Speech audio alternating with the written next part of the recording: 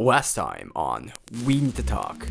And that was the largest thing that ever came out of my ass. Man, I didn't know you could fit so many Doritos down there.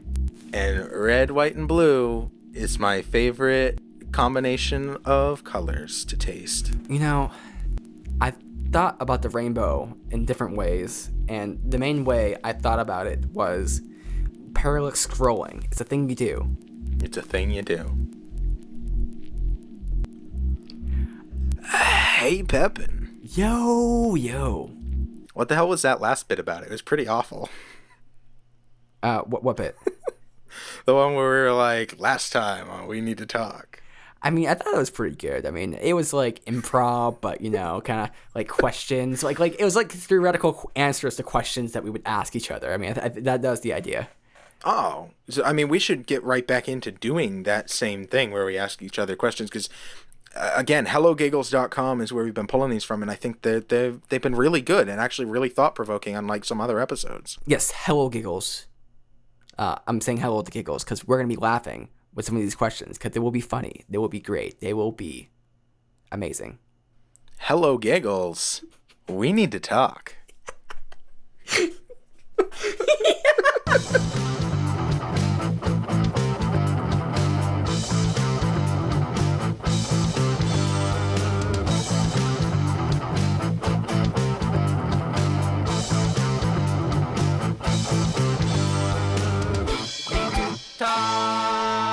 Welcome back. So glad you guys could join us. I am here once again with my best friend, Nathan Pepin. How's it going, Pepin? Doing well. I see you got your announcer voice on today. I have my announcer voice on. It's ready to go. I'm ready to ask some questions and give you some answers. Are you ready to rumble?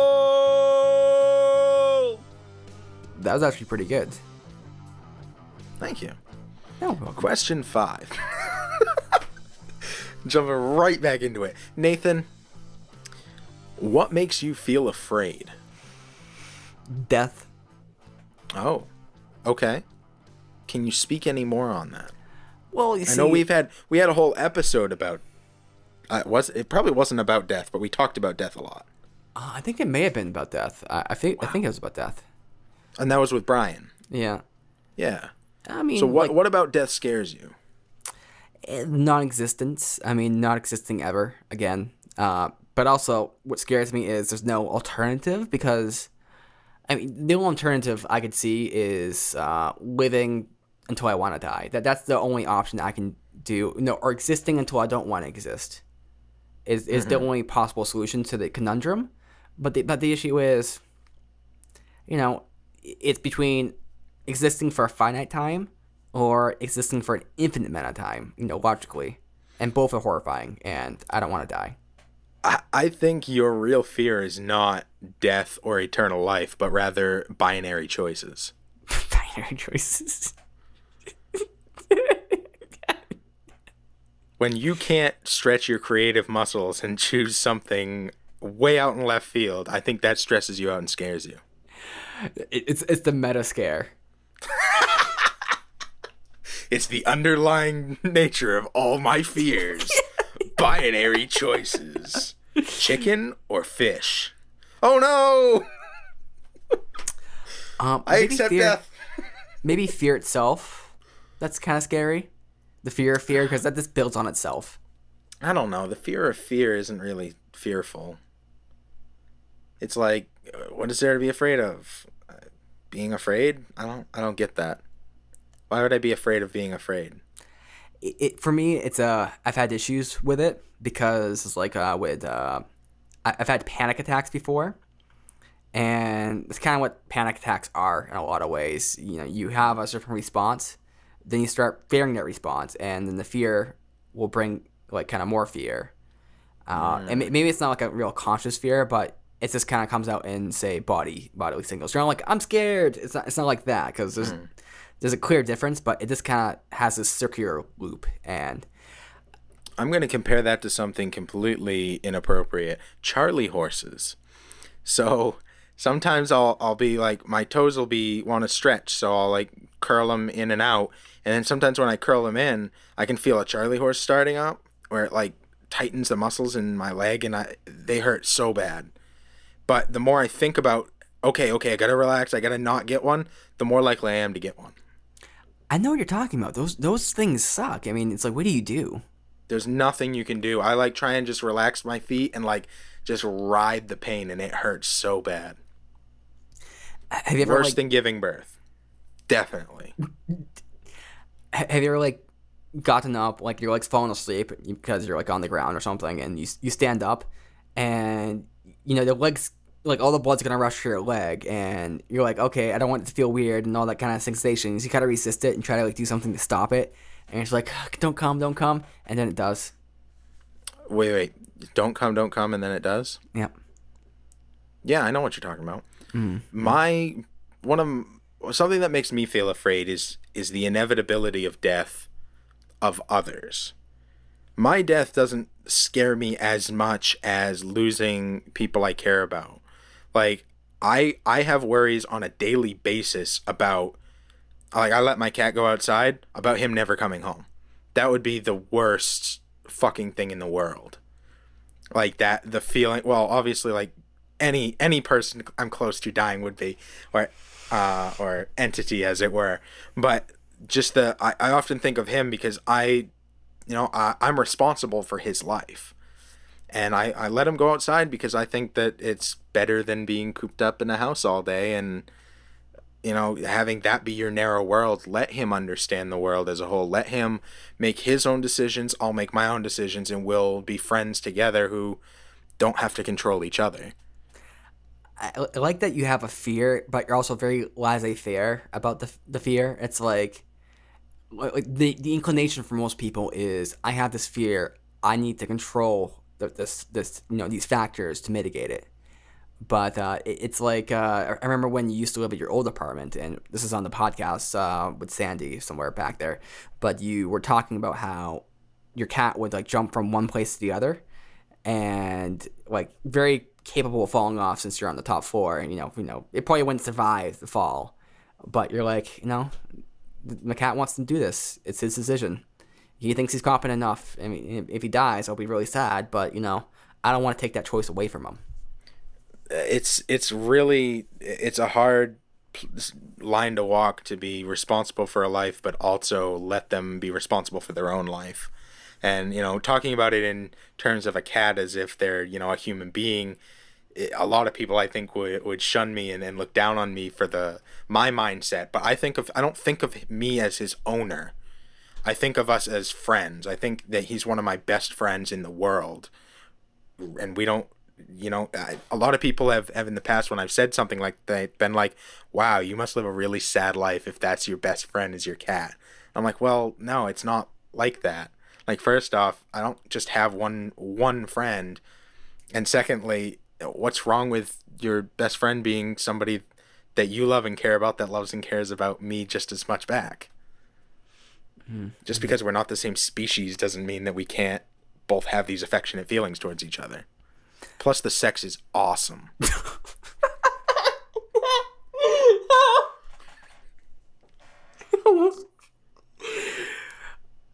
I had to put the comedy part in smart comedy for a second. I don't have sex with my cat. Okay, I was gonna have a little bit affirming you, but no. Question 6. Would you rather get lunch with Gillian Flynn or J.K. Rowling?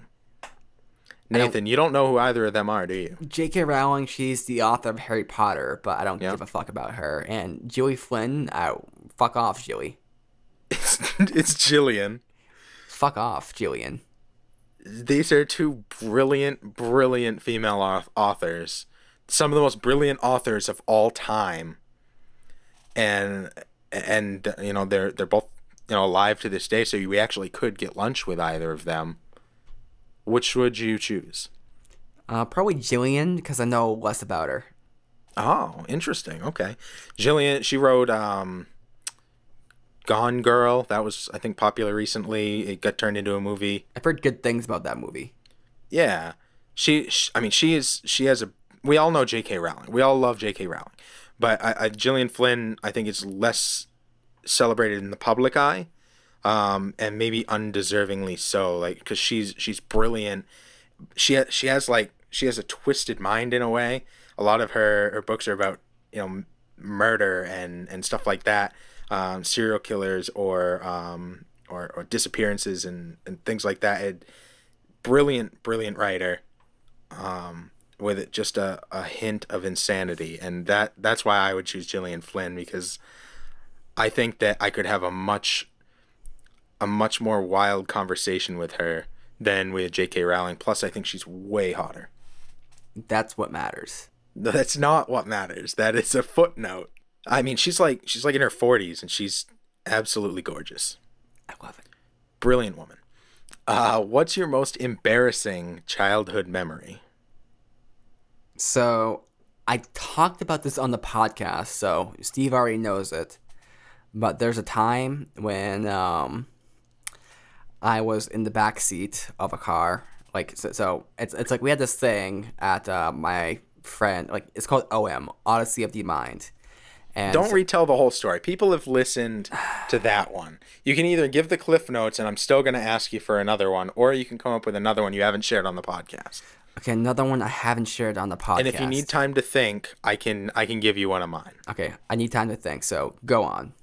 Remember that time that your mom heard me make a sex joke? I think so. Because I yelled it at your house or something? And do you know the exact of the story?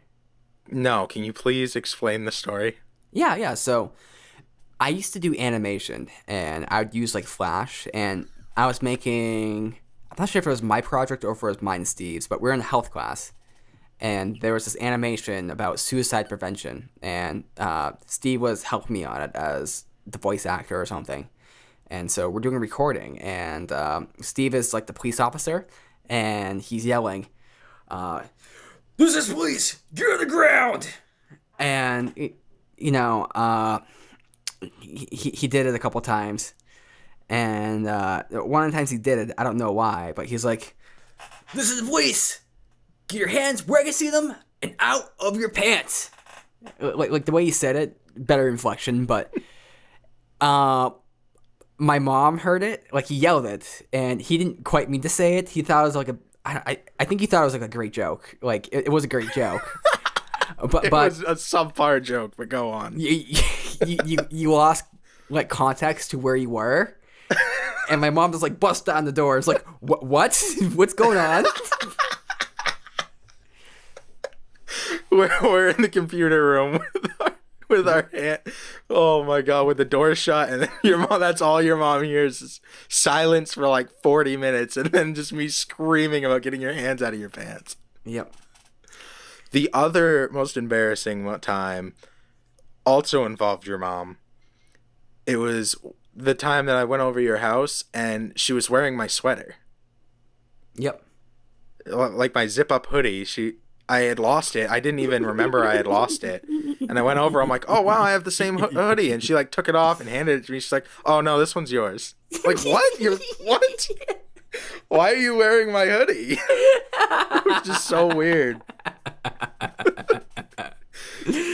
That's so great. I guess every time I've been around your mom has been the most embarrassing childhood memory of mine. My mom loves you. That's fair. What about an embarrassing childhood memory that you don't remember until now? I mean, there's times where I've not been aware of certain phrases and using them, when you're young and you're not quite sure what things mean, and okay. Back in third grade, the term was gay. Oh, I think this person's gay, and people would use the phrase, and I used it a couple of times, but not really knowing what it was implying or meaning. I thought it was just it's just a word to me, humperdickle. That's just a word to you. It doesn't have any meaning or context. Exactly. You mean tubular? Yeah. Which is literally just a word that doesn't really have any real meaning other than cool. Yeah. Well, no meaning. Yeah. Pumpernickel. It has no meaning. Nobody knows what it means.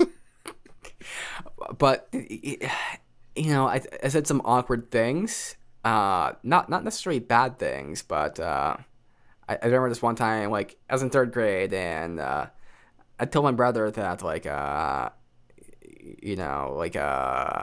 something about being gay, and he's kind of looked at me like, oh god, like he's kind of cringing because he knew I didn't know what the word meant, and I was trying to just be like I know people use the word kind of in a certain way, but I didn't know how they're using it. I didn't exactly get the context. I didn't really even understand that like guys like girls and girls like guys and all that kind of stuff. Like, on some level I did, but not like fully contextualized, or like guys could like guys and girls could like girls. So, but I used the term in a way where it was just not, like a third grader using the term "dirty Sanchez" and not knowing what it means. It's just kind of embarrassing. Hmm. Yeah, I remember in senior year of high school, there was a word in a book, voluptuous, and I'm like, I don't know what that means, and people laughed. I didn't feel embarrassed by that though. I was like, they're like, it means a woman with large chest. I'm like, oh, okay. I didn't. That was like a moment where I feel like I should have felt embarrassed, or most people would, but I myself like didn't at all. I was like, okay, I just didn't know what it meant. I think other times I feel embarrassed is when like I should be able to figure something out. Like, how those times where someone tells you something over and over again, like they're being very clear, but it's not like registering to your brain. Oh yeah. And then after the fact, you like leave and you're like, I don't know what that was about. And you're like, oh, they told me exactly what that was about, and I was just acting like the biggest idiot and buffoon. That's pretty embarrassing. Okay. I think that pretty much covers that question. Question 8. If you had the option of adopting a baby fox or a baby koala, which would you choose? And Nathan Pepin, you can't say neither. Fox. That's the whole question. Fox. Why fox? Because so I have a thing for foxes because foxes are just amazing. Excuse me? I have a thing for foxes. Okay. So you're a furry. You're taking this the wrong way, Steve. Oh, okay. This is embarrassing. Can I change my answer to this? Yes. Okay, this. Okay. Question 8. Foxes are just beautiful. I mean, they're kind of look like, so they're not like a feline dog exactly, but they kind of look that way to me. Like they're very elegant in the way like I might get a corgi, like a certain kind of corgi where it's a bit more fox looking, because that's kind of a nice alternative. I guess foxes are giant dicks. Like they don't make for good pets. But I think foxes are just like, I just love the way they look. Like they're just beautiful. Koalas, I agree. I think koalas are terrifying looking. They're also, I don't. This isn't fair because I'm not judging the fox on their behavior or anything. But koalas, I am 100%, saying that they're the stupidest animal out there, and No, they're all they not. do is like poop and hang out there.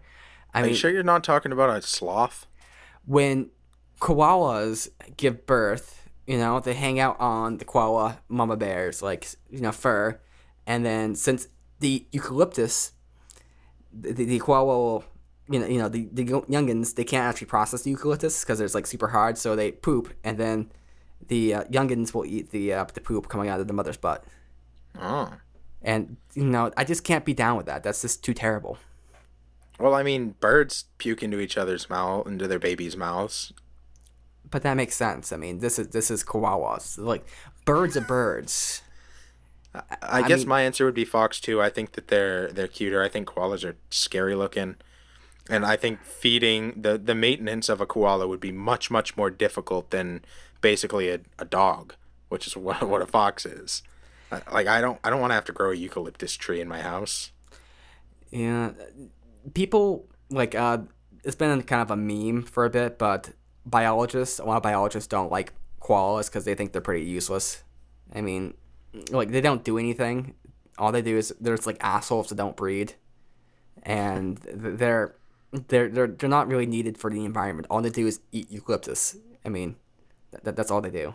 Think of how much the eucalyptus would overrun the countryside if it wasn't for those koalas doing their work. Hey Nate, what's your dream job? I don't know. The answer I gave one time, which I like, is being a hype man, Okay. like DJ Khaled. Oh, it's just yelling your name over tracks. Yeah. Or I go into like a party or like a club or something, and I'm there just to hype it up. I have people with me like, yeah, this is the party, and then I get the party started, and then I leave. And then you leave. Yeah. I don't want to be a part of the party, but I'll get it started. But I like hype someone up like, oh yeah, this is the blah blah blah, and then the person does some rapping and stuff, and I like put on little lines there, yeah, blah, and then yeah, it's great. All right. All right. We can make that happen. Mine would be kind of what I'm working towards right now, running a community, running, in this case, a podcast network community. Um, we don't talk about it much on this show. Podcast New Hampshire. I'm actually the president of that network, and in 5 months we have 20 shows on the network now, and I'm super proud of that. It's such a huge undertaking, and I have so much fun doing it. None of the work feels like work. It always feels like a blessing to be able to be in the position that I'm in, and to have people who entrust in the vision and in the ideology that I'm trying to portray through the network. That this is, I mean, if I could do it full time, which I'm hoping someday will be the case, I would love it. Yeah. Steve does a really good job with the podcast network, and we actually had a event not too long ago where a bunch of people from the podcast got together at a charity. You may have seen the video on Facebook, facebook.com/We Need to Talk Show. We Need to Talk Show, and there's a picture on our Facebook as well, PodcastNH, and having everyone there together was actually really cool, really amazing. Got to meet some new people, and very, very fun, very intriguing. We raised over $3,000 in that single day, as a community, as a group, for that whole event, for veterans. And I think that was such an amazing thing to see the power of people coming together, and to see podcasts represented in this way in the public eye that I don't think they really are right now, yet. But they will be. Up and coming. Absolutely. What is your favorite mythological god or goddess? I like Medusa. No, that's not I an don't answer. think that's not a god or a goddess. Yeah, fuck. I was gonna say Zeus, but Zeus felt like too like cliche. Hermes. I'm gonna say Hermes, but I don't know much about Hermes. I don't really know who he is. Poseidon's pretty cool, but maybe not. Poseidon? Is that like the god of puss? That's amazing. Part the Red Sea. Wait, that's a different one. Uh, How about capital G, God? Is that your favorite mythological god? what do you mean exactly? Or capital J, Jesus? No, I mean those are two. Actually, can I go to like modern mythology? You can go to any mythology you want. Okay, let me think about this real quick. Is modern mythology just like books and movies? Yeah. Oh, okay. I'll go with, so obviously my true answer is God himself, the real deal. But for my favorite mythological god or goddess, since since that's not mythological, would be the Egyptian god Bast, the daughter of the sun god Ra. She was depicted often as a cat, and the goddess of music and pleasure, dance, birthing and such, all the good stuff. Yeah, I'm not coming up with too much here, only because like I'm not thinking very well. It's like I can think of certain like my depth of the gods aren't that great. Like as far as like looking up to anyone, I'm trying to think of like other like fictional characters and stuff, and it's not coming up with too much. So I'm gonna say Osiris, because I like the concept of Osiris. I might have the wrong name there, but it's the Egyptian god who's just like the eye, like the all-seeing eye, and it's a really interesting concept there because he sees everything and kind of judges it, and I think it's a very interesting metaphysical kind of idea. Ah, okay. So you like the Illuminati. Yeah. I'm actually a part of the Illuminati. Did you know that? No, I didn't. Are you gonna be killed now? No. Oh, okay. No, there's 147 Illuminati chapters, all independent around the U.S. Oh, interesting. It's really dumb. You can join it. Okay. Hey, Nate. Question 11. Who was your first crush? Tell me about her. Her name was KP, KP. All right. Kevin Pierce. I gotcha. and she was a girl I knew in. I knew her all throughout like school, but we met in like second grade, and we did like the hand holding thing, but it was like the little kid kind of romance type thing where it didn't make much sense. And she was like, "Yeah, I hear from my boyfriend," and it's like, yeah, and Wow. and I liked her on and off like throughout the years for some reason. What'd you like about her? I thought she was cute. Oh. She was on my bus. She shit on your bus? She was on my bus. Oh, okay. That makes way more sense. And I think the other thing is, like, I liked her in second grade, so the thing I liked about her was that I liked about, the thing that I liked about her was that I liked her. Like, it's an ongoing kind of thing.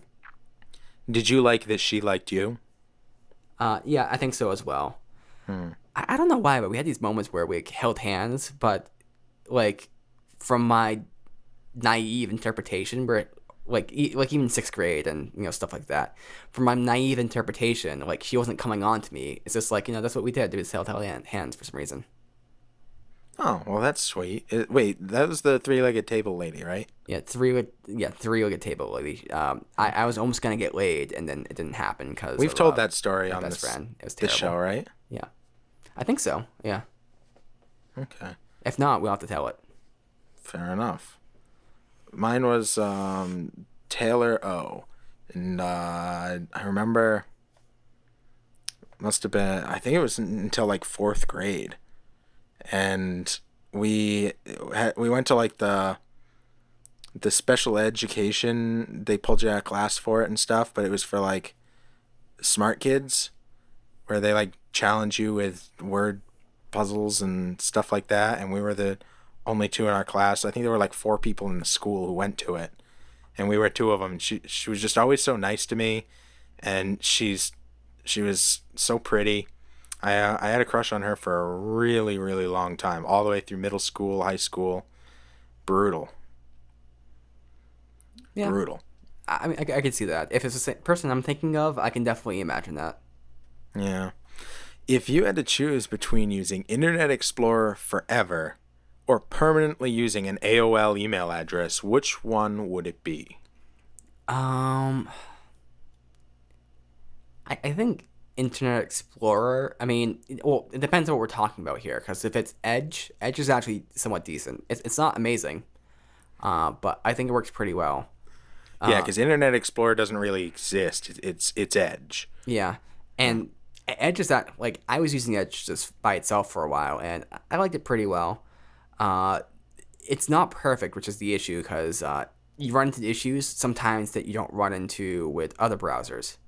And apparently part of that problem is, like, YouTube. They are... So Google owns YouTube, and YouTube, they refuse... Or Google owns YouTube, and Google also owns Google Chrome. And they kind of, like, do certain things for their platforms where they use outdated versions of certain software or libraries as a way of creating small incompatibilities with newer browsers or browsers that use the newer version of things, like they should be. So there's some issues. So Edge might be more up to date in some areas, but it causes issues with YouTube sometimes, and other little nuances. But yeah, I'd be fine using Edge. AOL, I mean, it's just an email. It's not that big of a deal. I would definitely choose AOL. Sorry, one more time. I would definitely choose AOL email address. Don't like Edge? Well, I just think it's inconvenient, and it's always out of date pretty much. It never quite catches up to, the Google Chrome is really where it's at right now. But I think the email address is kind of irrelevant because like I have like 5 different email addresses, and they all just I have them linked to my phone, so I don't think about the email address ever. I just use it, you know. I have an AOL email address that I still use, so I don't see the issue with it. Mm. Plus, I'm sure there's some prime AOL email addresses that you could get, like 1234 dance dance dance. It's probably one.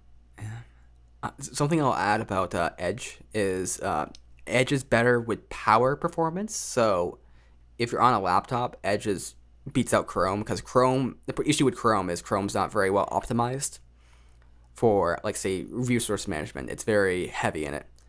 So Chrome will kind of kill your battery, and so will Firefox to a large degree. I know Firefox came up with an update that was supposed to fix certain things, but Edge is more mobile friendly. Okay. Well, fair enough. I mean, I have an iPhone, so I use Safari, so it doesn't really matter for me. Safari. If you could either be a duck or an owl, which would you be? Owl. An owl. Okay, Yeah. why? They're wise. They're cool. They're just cool looking, and they're not rapists. Okay, well, I agree with the rape part, but you also gotta eat mice. Yeah, but when you're a duck, you gotta. What do ducks eat? Like Bread? fish, Bread. fish and plants. Yeah. I mean, owls are just badass. I mean, they're cool. I mean, yeah. I don't know. I think I'd like to be a duck, but I'd be a gentleman duck. You like ask for consent before you had sex. Well, of course, yeah. You'd probably be a bastard owl, knowing you. I would like go like to people's like by their window in the scoot all night. Such an asshole. All right, well, let's get to question 15. We're at 14 right now. What do you love about yourself most? Tough question because It is. I don't really. I like that my mind is creative, and it finds unique answers and perspectives on things that aren't they're possibly unique, and they're possibly relevant, and they're possibly good. Not all of them are. A lot of them are dumb, but I like that my brain can generate those kind of things. And like out of anything that brings me joy, it's like new ideas, new thoughts, new theories, new things. It's what my brain's good at is theorizing and figuring things out, and it's what brings me the most amount of joy. No, I like that. I like that I tend to search for the best in people, and it wasn't always the case. I used to be very negative, but I've kind of made some changes in my own mentality that took a long time to get there. But when I finally did, I found that now it's my natural inclination to assume the best and to try and search for the best in people. I feel like I fall in love with everybody I meet in a way, in the sense that I just really I care about them, and I find what's beautiful about them, and I let myself focus on that instead of focusing on the negative. Hold on. My cat was standing on the power button to my computer. That's actually interesting you bring that up because I'm not gonna say I haven't noticed that about you. I mean, not consciously, but we're in a whole process of maturity because we knew each other from 6th grade on, and so we've changed a lot both in those time. But there's definitely a period of time where you're certainly more pessimistic, and the word's not spiteful, but it's like not hateful. I don't know what the term is, but sardonic. You had like a very pessimistic view on people. Like kind of like from a trolling mindset. Like people are this, and this is how I interface with them because this is what I need to do because to kind of entertain myself or get through in the world. Yeah. Yeah, I mean now I've kind of flip-flopped the other way where it's almost to a fault of naivety and just being wanting to see the best even when sometimes there aren't. And even though I know somebody isn't necessarily a good person, I want to believe that they are. So sometimes I'll pay for that.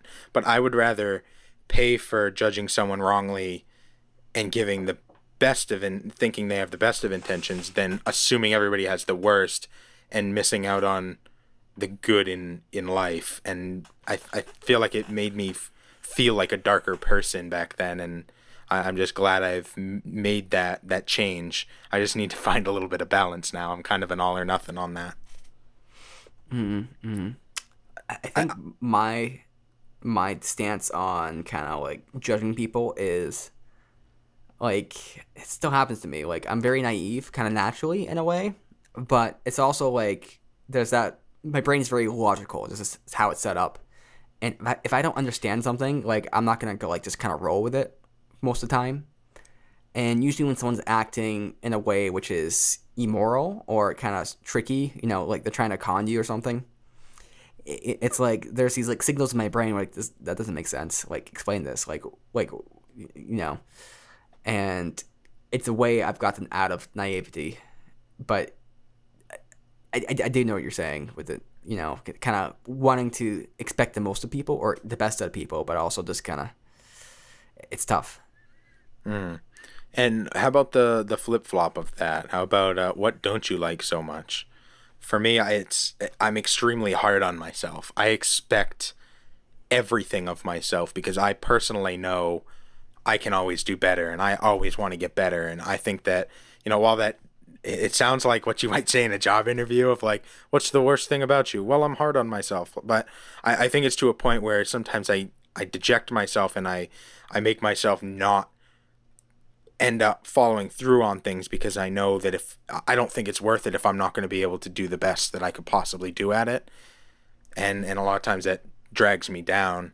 And it's kind of the same light. I find that I'm often very hard to agree with, or to get along with in a lot of ways because I'm not willing to say something like just to agree with somebody. A lot of people for small things, you know, like, oh man, it was so rainy out yesterday, and I would be like, oh, it didn't rain yesterday, rather than just agreeing with it. It's inconsequential, but my mind and my heart won't let me just be an agreeable person. And I think in a lot of ways that's dragged me down because I've focused so much on facts and reality and being right, and a lot less on, you know, emotions or things that may change what reality really is, because perception is reality, you know. Yeah, that's intriguing. You are definitely more disagreeable in that kind of way. That, like, disagreeable meaning that if someone says something, you're not gonna go. Say someone says something and you don't agree with it, you're not gonna just kind of go with it. And it's kind of interesting because we're kind of the same way in that way. I'm also pretty disagreeable, but I'm also polite, and you're willing to have like debates and discussions about things. Like, we disagree on many different things, which is great, but that's why we kind of started the podcast, because we disagree on things and we're able to have like interesting conversations from it. Absolutely. I think without that aspect of both of us, we wouldn't have we obviously wouldn't have a show or one that's as successful as this one's been. I know, at very least at the end of the day, I like listening to it. And it's funny, I've said this before, but it always, when I'm listening to our own episodes, I often find myself being like trying to make points, and then in the recording will make that same point like 5 minutes later or a couple of seconds later, and I'm like, oh man, I'm so glad I said that, because like that's really the essence of what I was trying to get across, and a lot of times I feel like I've done justice with that. But I also think that I'll often take the opposite stance on something if I don't have an opinion, just so that there can be discourse, because I love communication. But a lot of people don't like that, and it drives a wedge sometimes between me and people to always want to have a discourse about something. Yeah, yeah. It's also intriguing that your approach is the opposite of mine, or not your approach, your reaction is like the opposite of mine. Whereas, like you want to say something and like you say it later in the podcast, whereas I'm like, what did I say to this? I don't even know. Maybe this, and then I say something like, oh, I guess that's something I would say. It's literally on tape something you would say, and you're like, I guess I'd say that. Man, this impersonator is doing a real good job of being me. I mean, it's like I'm not really disagreeing with what this person's saying, but okay, I guess if that's what he came up with. It makes sense. So is that what you don't like about yourself? Is that you feel like you don't know you, or you're not consistent? Um, I feel like what I don't like about myself is that I mean I've had issues with depression. I'd say maybe it's not depression. Getting things done. I have issues with being tired and kind of lacking the drive. It's like the mismatch between me wanting to do something and then having the energy or the focus or the ability, like say health wise or mentally, to actually do that thing.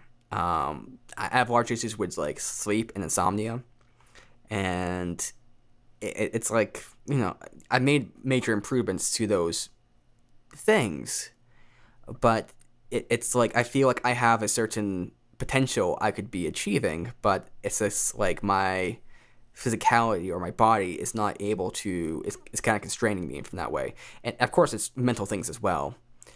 But it's like sometimes I come home from work and it's just like I'm so tired, like my body just kind of shuts down, my brain shuts down, or I get the one day off. I get a day off and it's like instead of just kind of go out and like kind of going and pushing through things, which I do a lot of times, but it's like feeling like you're so tired that you can't push through, or just feeling tired in general. Mm-hmm. That's what I don't like about myself. It's kind of like the depressive nature, where as it's like I wish I was just able to just do it and kind of push through like my mind wants to do. Is that self-perpetuating? Yeah, which is part of the issue. I mean, I say it's like depression because it's definitely somewhat depressive, and which is why you have to push through things anyway. I mean, a lot of times, like it's just getting started, which is the issue. So if I take myself to the gym, like the hardest part is not the workout, but it's actually like getting myself into the car and going to the gym. Right. Once I get in the car, I'm fine. Like I can do the workout just fine. There's no issue getting through that. Let's say working on a side project or making a song. The issue is not making the song. Like once I get started, it's fine. I can make the song. But the issue is when I get home and there's a choice between laying down and resting a little bit because my eyes just are dry and they feel super scratchy. My head's hurting, and I feel like somewhat like this unsteady and like because I didn't get enough sleep. It's the choice between that or going into my room and playing on the computer and making a song. Or going on to the computer and making a song. I mean, to be fair, like at least you're doing something artistic and creative, and like to me, I think that's a great thing. Like I try and take the things that I like to do and at least make them something that's a little more than just what a lot would consider a time waste. Like, say, I like playing video games, so I will stream. And that is an opportunity for me to make money maybe in the future. But at very least, it brings me into that community. And then every year I do a charity event where I do a 24-hour live stream of video games, and I raise money for kids with cancer. And like this, as I do it throughout the year, it builds an audience for that event. So it's not just me playing video games. I've turned it into something bigger. And I think that if you're not just, sitting there doing nothing or wasting time, you're bettering yourself by honing a craft that you enjoy and creating something that is both an emotional outlet and something that can actually give back to other people by sharing your art. I don't think that in any way is a bad thing. I think the bad thing is, I mean, maybe it's because I beat myself up about it, but if I do have a day where it's like I'm just really tired and don't feel like doing anything, it's the not doing anything part, which really kind of I maybe beat myself up about, or it's not having the mental fortitude to keep going. And of course, it's like you build mental strength by doing like exercising it, right? So it's just, of course, that sort of thing, and that's the thing that people who specialize in depression treatment will kind of say ultimately that's the treatment to depression is doing things which you don't want to do necessarily, or if you feel tired, going to the gym. If you feel this, trying to feel happy, like it is the ultimate solution, but in practice, it's not as easy as just saying, well, just do this, go outside, meet some friends, do this, do that. Right. It's a solution, but it's not the solution to the meta problem, or it's like, so for instance, if you're overweight, the solution to that is to diet, exercise, keep track of your calories, and you'll lose weight. It's a pretty obvious solution, but there's more to it than that, because losing weight is not just about like doing those things. If you do those things, you'll be fine, but it's a lot harder than that. Like tracking calories, maintaining what you eat, exercising, training all these habits, and actually going through the mental, like gaining the mental fortitude to do so. That's really tough. Right. That makes a lot of sense, and I think that takes it right back to what you like about yourself, and that's or what I took away from what you like about yourself, and I guess it's a large part of what I like about you, is that your creative thinking is it's very creative and different, and a lot of times out there, but in such a pragmatic way at the same time. It's like super realistic while also not being at all. It's fascinating, and I've never met another person that I can say, wow, the way you talk or act or think reminds me of Nathan Pepin. I've never met anybody else like that. And I think that I value your friendship so much because of the way that you think and the way that you and I interact. You always make me think differently, and I love that. A lot of people, when I try and have similar conversations to ones that you and I might have, be them deeply intellectual or absolutely out there, they either can't keep up or don't want to, or aren't on the same wavelength. And you and I, we can swap back and forth between talking about quantum physics and talking about men docking, like back and forth, and we can find connections between them. Like it's like, are men docking, is it gay? Because technically they never really touch according to quantum physics. Like that hashtag smart comedy is something that I think a lot of people try to do, but you and I do it in a way that nobody else can. I really appreciate compliments, but this really does bring up a great question, though. Like, that is the ultimate, like, so two girls, like, they do something with each other. It's not gay. They're not lesbians if they do that. It's fine. But if you get a blowjob from a guy, you're gay. But if you bring up the quantum physics thing where you're never actually touching anything, did you really get a blowjob? Should we say it's a blowjob if there was no touching involved? Technically, quantum physics says nothing ever touches. So, and at the same time, everything touches, I guess. So, realistically, everything's chaos and life is crazy, and nothing means anything. Yes. You know what? Yeah. I don't think that's necessarily completely true, Nate. That nothing means anything, because definitely you mean a lot to me, and I appreciate you, brother. Oh, thank you. I guess I feel obliged now to say, Steve, you were a good friend, a great friend, a friend of many, but a friend of me. Most importantly, a friend of me.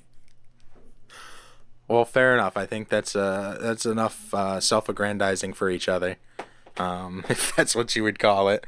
And I think that, if people like what we're talking about here, they like the concept of hashtag smart comedy and the We Need to Talk show, you should check us out online, WNTTpodcast.com.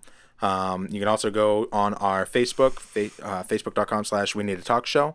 You can find us on PodcastNH.com, along with literally, as it stands right now, 20 other shows. And they're all New Hampshire based, and they range from everything from hunting, fishing, these girls who read their diary, and it's absolutely hilarious. A guy who talks about his semen sample with his wife, and his wife does the single most amazing Samuel L. Jackson impression you will ever hear in your life. We have music relaxation and therapy. We have business, a show all about New Hampshire businesses, small businesses. You can learn how to grow your business in local communities and what people are doing. And I'm confident that you will find something on podcastnh.com that you like. It's also twitter.com/podcastnh, facebook.com/podcastnh, instagram.com/podcastnh. You can find us anywhere, and you can find We Need to Talk in all of those same places. We Need to Talk show on Facebook and WNTT1 on Twitter. Yep. I think that covers pretty much everything. Also, the Samuel L. Jackson impression or impersonator, I don't know what you call it, Krista? Yeah.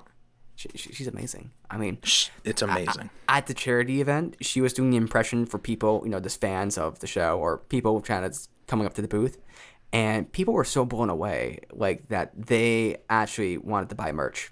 It was great. They did. They asked for her to sign on behalf of Samuel L. They wanted to bring that home to their kids and say, we saw a Samuel L. Jackson impersonator. She did it so well that they actually thought she was black. They did. We had her behind a curtain, and then when she popped out, they're like, whoa, you're not a 40-year-old black man? And she wasn't. She wasn't, but she now is. But she wasn't then. I couldn't tell you where she's at today. Yes. With all of that said, at the end of the day, the same thing reigns true that it has for over 100 episodes. And that, my friends, is We Need to Talk. Hey, Pepin. Yo. Do you usually subscribe to entire podcasts, or do you look for specific topics? Well, I try using the search function on my podcast player on my phone. It doesn't work too well. Try using Google, it's not really set up for it, so I honestly have trouble. Why don't you just use Listen Notes?